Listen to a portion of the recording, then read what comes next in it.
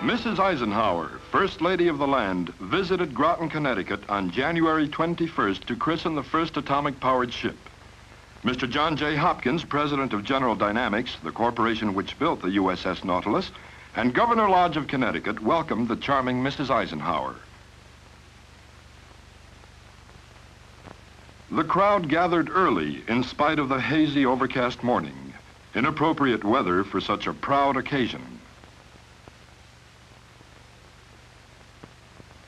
35-year-old Commander Eugene P. Wilkerson from San Diego, California, is the skipper of the Nautilus and will guide her down the greased ways into the Thames River. Of course, this was a proud day for the shipbuilders. Every one of these men, every citizen of Grotten, knew that the eyes of the world were focused on the launching of the Nautilus. A carefully selected crew capable of coping with any situation will man the Nautilus.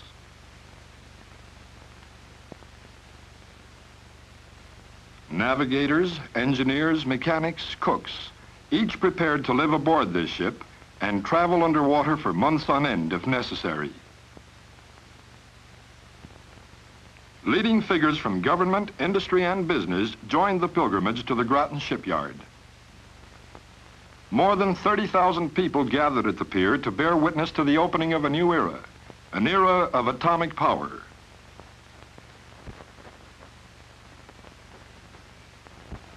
With Mrs. Eisenhower is her mother, Mrs. John S. Doud. To her right is Robert B. Anderson, Deputy Secretary of Defense. And there she is, the strong, graceful Nautilus, ready to be initiated. Admiral Robert B. Carney, United States Navy, Chief of Naval Operations, said,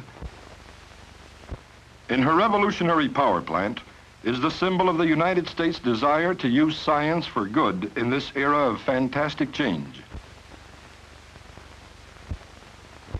As an American, I feel an intense pride in the vision, the brains, the teamwork that went into the creating of the Nautilus."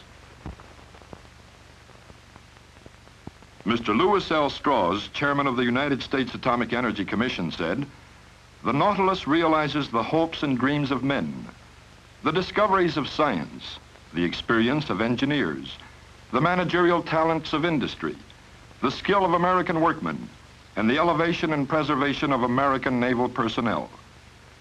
In a few minutes, a gracious lady will christen a new unit. The Nautilus is something new under the sun. It typifies a spirit of America in this 11th year of the atomic age. Our prayers are for peace and the strength to maintain peace, for victory if we must defend peace." The final moment of the great occasion arrives. As it does, the fog lifts and the sun shines brightly on the sight as if to reassure us all that this is the dawn of a bright tomorrow. Mrs. Eisenhower accepts the traditional bottle of champagne. Mrs. Eugene Wilkerson, wife of the commander of the Nautilus, acts as Mrs. Eisenhower's matron of honor.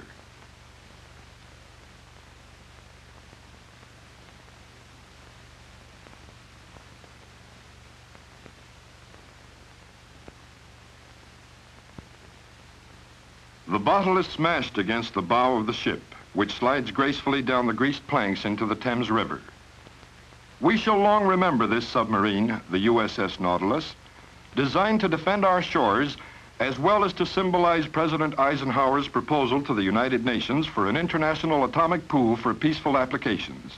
Yes, you and I and all the people who witnessed this great launching look hopefully toward the day the President's proposal will become reality, when atomic energy will be used not only for sea travel, but for air travel, for untold, still to be imagined peaceful purposes. We're proud to witness this day. We're proud to be pioneers in a brave, new, free world of tomorrow.